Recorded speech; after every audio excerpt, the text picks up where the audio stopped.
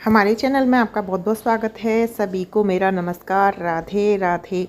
राधाष्टमी की आप सभी को बहुत बहुत शुभकामनाएं। जैसा कि आपको पता है कि जन्माष्टमी निकल चुकी है, हमारी लाला की बर्थडे हो चुकी है, उसी तरीके से हमारी राधा रानी की कल बर्थडे है। तो ऐसा कौन सा भोग है जिसके बिना हमारी राधा रानी का भोग अधूरा रहता है? तो देखिए, राधा रानी को जो भोग लगाया जाता है अरबी का लगाया जाता है और मोहन थाल का लगाया जाता है जो राधा रानी को पसंद है, और आटे के हलवे का लगाया जाता है। लेकिन ऐसा कौन सा भोग है जिसके बिना राधाष्टमी का भोग अधूरा रह जाता है? तो देखिए, जैसे हमारे कान्हा जी हैं, आप कान्हा जी का नाम लेते ही आपको माखन मिश्री की याद आ गई होगी। लड्डू गोपाल का मतलब लड्डू गोपाल के नाम से जैसे माखन मिश्री, हमारे कान्हा जी माखन मिश्री। जब हम जन्म करते हैं जन्माष्टमी पे तो माखन मिश्री का भोग लगाते हैं, या कभी भी कुछ भी करते हैं तो लड्डू गोपाल के लिए माखन मिश्री तैयार करते हैं, क्योंकि लड्डू गोपाल को माखन मिश्री विशेष प्रिय है। ऐसे ही हमारी राधा रानी को भी कुछ प्रिय है जिसके बिना उनका भोग अधूरा है। जैसे लड्डू गोपाल के लिए हम माखन मिश्री का करते हैं, ऐसे ही राधा रानी के लिए हमें राधाष्टमी के दिन पान के बीड़े का भोग लगाना चाहिए।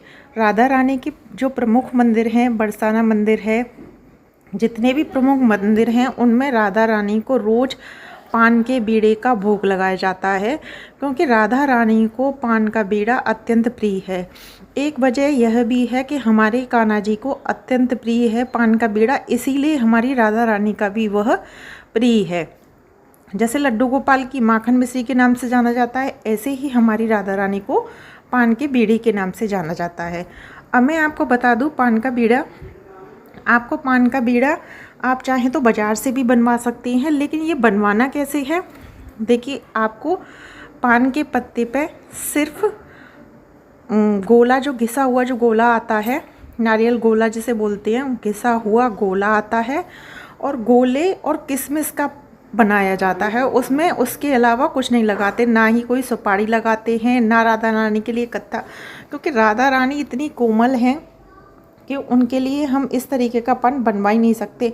जो भोग के लिए पान कहा जाता है उसे आप ये कह सकते हैं मीठा पान, और पूजा के लिए तो वो आपको उसी तरीके से बना के देंगे। वैसे ज़्यादातर लोग जो राधा रानी को पान के बीड़े का भोग लगाते हैं तो वो अपने हाथ से घर में बनाते हैं। देखिए, एक आप पान का पत्ता लीजिए, उस पर गोला घिस के गोला रख लीजिए और उस पर आप किशमिश लगा दीजिए। और राधा रानी तो आपको पता है कि केवल भाव देखती हैं, वो तो वैसे ही इतनी दयालु हैं।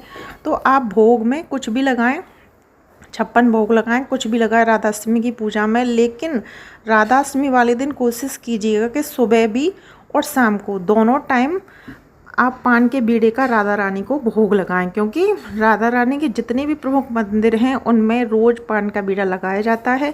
हम रोज़ नहीं कर सकते, तो राधाष्टमी के दिन तो हम अपनी राधा रानी के लिए कर ही सकते हैं।